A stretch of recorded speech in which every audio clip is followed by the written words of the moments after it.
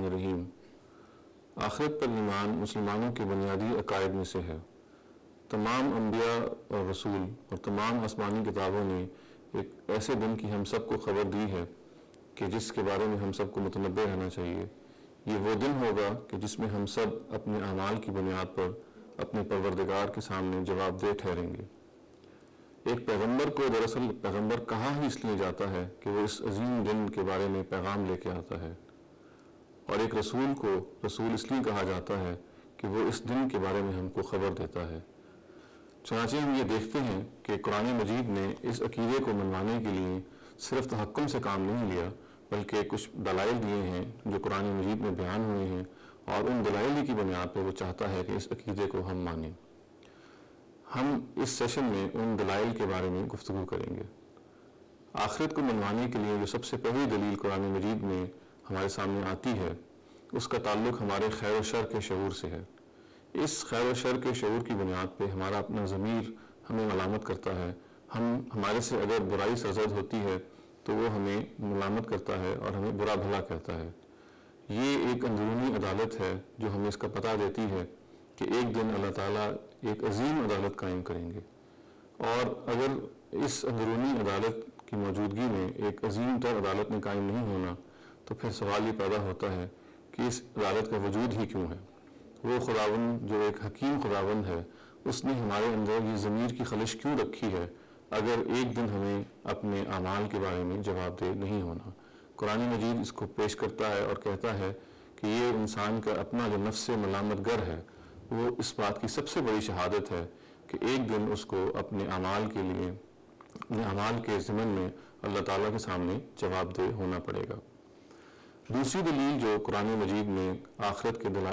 کے عقیدت کے بارے میں بیان ہوئی ہے، وہ خود انسان کی اپنی فطرت ہے۔ اس فطرت کے ناطے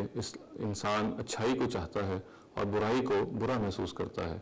وہ بعض اوقات اس سے یہ تو ہو جاتا ہے کہ وہ اوروں سے برائی کرے، اوروں سے جھوٹ بولے اور اوروں کے درپے ہو، مگر کبھی وہ یہ نہیں چاہے گا کہ دوسرے لوگ اس سے جھوٹ بولیں، دوسرے لوگ اس سے بددیانت ہوں، جس کا صاف اور تنہا مطلب یہ ہے کہ اچھائی کو وہ چاہتا ہے کہ معاشرے میں قائم ہو، اور اچھی چیز کا اور اچھے عمل کا انجام بھی اچھا ہو۔ مگر چونکہ ہم یہ دیکھتے ہیں کہ اس دنیا میں اکثر اوقات اچھائی کا بدلہ اچھائی نہیں ہوتی، بلکہ اس کے برعکس برائی ہی ہوتی ہے، اور اس کے برعکس ہم یہ بھی دیکھتے ہیں کہ ایک برے عمل کا انجام بعض دفعہ اچھا ہو جاتا ہے۔ تو قرآن مجید یہ کہتا ہے کہ اگر یہ کائنات ایک پرحکیم خداوند کی بنائی ہے تو ایک دن ایسا ضرور آنا چاہیے جب انسان کے اپنے اعمال ان کے نتائج کے مطابق ہوں گے، اچھے عمل کا نتیجہ اچھا نکلے گا اور برے عمل کا نتیجہ برا نکلے۔ تیسری دلیل جو قرآن مجید آخرت کے عقیدے کو سبسٹینشیٹ کرنے، اس کو منوانے کے لیے بیان کرتا ہے، وہ اس کائنات کی ناتمامی ہے۔ ہم یہ دیکھتے ہیں کہ اس کائنات میں ایک طرف تو گہرا آرڈر پایا جاتا ہے، ایک بہت سسٹم پایا جاتا ہے، مگر دوسری طرف سے اگر ہم غور کریں تو معلوم ہوتا ہے کہ اس کے اندر کچھ بے مقصدیت ہے۔ ہمیں نہیں معلوم کہ یہ کائنات اس کا مقصد کیا ہے، انسان کا اپنا وجود جو ہے اس کا مقصد کیا ہے، اس کی ایک اپنی شخصیت ہے جو اس کے مرنے کے بعد کہیں چلی جاتی ہے، جس کے بارے میں ہمیں معلوم نہیں کہ وہ کہاں جاتی ہے۔ ہم یہ دیکھتے ہیں کہ انسان کی بہت ساری خواہشات ہیں، جو ان میں سے ایک سب سے بڑی خواہش یہ ہے کہ وہ چاہتا ہے کہ اس دنیا میں ظلم ختم ہو اور عدل کا معاشرہ قائم ہو، مگر ہم یہ دیکھتے ہیں انسانی تاریخ کے مطالعے سے کہ ایسا بہت کم ہوا ہے کہ جب ایسا معاشرہ انسان وجود میں لا سکا ہو جہاں پہ وہ جسٹس یعنی عدل کو، یا ہم جو کچھ یہاں پا سکتے ہیں وہ پاسبل جسٹس ہے، ہم کبھی بھی پرفیکٹ جسٹس تک نہیں پہنچ سکتے۔ اسی طرح سے ہم یہ دیکھتے ہیں کہ اس کائنات میں لاتعداد سیارے اور ہیونلی باڈیز ہیں، بہت سارے پلانٹس ہیں جس کے بارے میں ہمیں معلوم ہے کہ وہ گنجان ہیں، وہاں پہ کوئی آبادی نہیں ہے۔ تو ان سب سوالوں کو سامنے رکھ کے یہ بات ذہن میں آتی ہے کہ اگر یا تو ہم یہ مانیں کہ اللہ تعالیٰ نے اس سب کو جو پیدا کیا ہے اس کا کوئی مقصد نہیں تھا، یہ ایک کھرنڈے کی تماشا گاہ ہے جہاں پہ مقصد صرف یہ تھا کہ اپنی بعض خواہشات کو پورا کیا جا سکے، اور اس کے برعکس اس کا دوسری توجہ یہ ہے کہ اس کائنات کو یا اس دنیا کو ہم روز آخرت کے ساتھ مل کر اکٹھا مانیں، اور اس کے نتیجے میں وہ بہت سارے خلا اور وہ بہت ساری ناتمامی جو ہمیں اگر اس کو ہم الگ سے دیکھیں ہمارے سامنے آتی ہے، تو آخرت اور روز جزا کے ساتھ مل کے وہ ایک مکمل اور ایک بہت باحکیم چیز بن جاتی ہے۔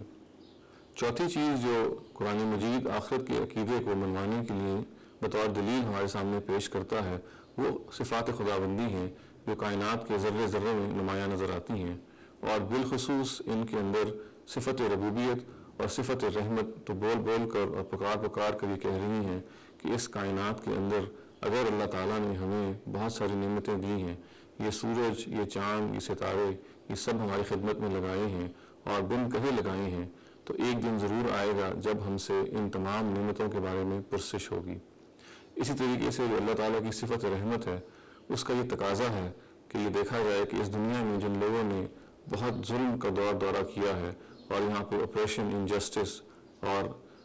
عدل کے خلاف کام کیے ہیں، ان سب کو اکاؤنٹیبل کیا جائے، ان سب کو بلایا جائے اور بتایا جائے کہ ان سے جو بھی غلطیاں سرزد ہوئی تھیں ان کے لحاظ سے ان کے ساتھ معاملہ کیا جائے۔ آخری چیز جو قرآن مجید روز آخرت کو اسٹیبلش کرنے، اس کو سبسٹینشیٹ کرنے کے لیے بطور رسول ہمارے سامنے پیش کرتا ہے وہ قانونی جزا و سزا ہے جو رسولوں کے بعد میں ہم دیکھتے ہیں کہ کائنات میں جاگزیں ہیں۔ ایک رسول کائنات میں جب آتا ہے، اس دنیا میں جب آتا ہے تو اللہ تعالیٰ کی عدالت بن کے آتا ہے وہ اپنی قوم کا فیصلہ کرتا ہے اور وہ حق و باطل کی بنیاد قرار پاتا ہے۔ اس کی قوم کے وہ افراد جو اس پر ایمان لاتے ہیں وہ اس دنیا ہی میں ان کو سکسیس دی جاتی ہے، وہ اس دنیا ہی میں کامیاب قرار پاتے ہیں۔ اس کے برعکس جو لوگ اس کا انکار کرتے ہیں ان کو دنیا ہی میں ہزیمت کا سامنا کرنا پڑتا ہے۔ قرآن مجید یہ کہتا ہے اور بتاتا ہے کہ یہ روز آخرت جس نے ایک دن وجود میں آنا ہے وہ ایک چھوٹے پیمانے پر رسولوں کی اپنی زندگیوں میں اس دنیا ہی میں وجود میں آتا ہے تاکہ یہ چھوٹے روز جزا و سزا اس بڑے دن کے بارے میں ہم سب کو پتا دیں جس کو ایک دن آ کر رہنا ہے۔ وآخر دعوانا الحمدللہ رب العالمین۔